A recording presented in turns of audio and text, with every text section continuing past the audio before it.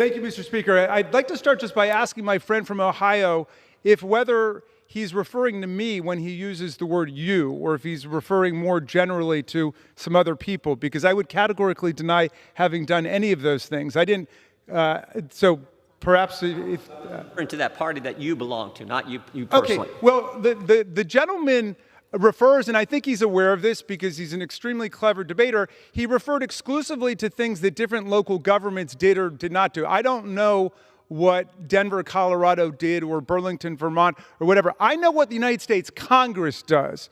And we never defunded the police, and we never tried to defund the police. On the other hand, my good friend, I believe, participated in, and if he didn't, I'm happy to stand corrected, but I know a bunch of his colleagues said they wanted to defund the FBI, just like those who want to defund the ATF and shut it down right now. So that's a reality. But in any event, why don't we talk about what Congress can actually do?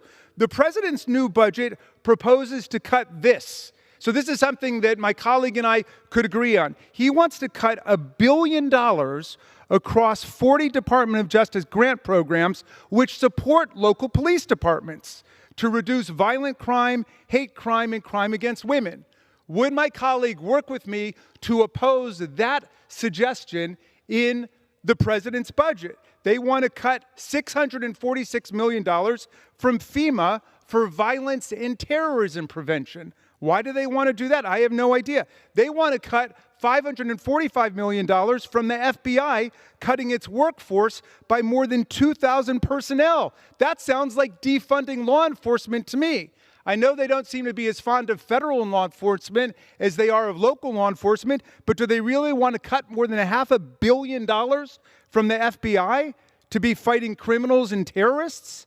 I mean, I just, for the life of me, I don't understand how they can do that while they swear fealty to law enforcement. It just makes no sense. They want to cut $491 million from the Cybersecurity and Infrastructure Security Agency, making our cyber and physical infrastructure far more vulnerable to attack by foreign bad actors like Vladimir Putin and President Xi and Kim Jong-un. I know there's some people in high levels of office who are fond of those people, who write Valentines to Kim Jong-un, but the rest of us would like to be protected from them. We should not be dismantling the cybersecurity infrastructure of America. They want to cut $212 million from the DEA.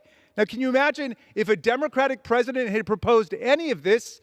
They would be screaming. Their hair would be on fire. But Donald Trump proposed it, and they just mumble along like it's no big deal. What about all of these efforts to defund federal law enforcement, like the DOJ, FEMA, FBI? Will our colleagues work with us to restore that money? I'm happy to reserve.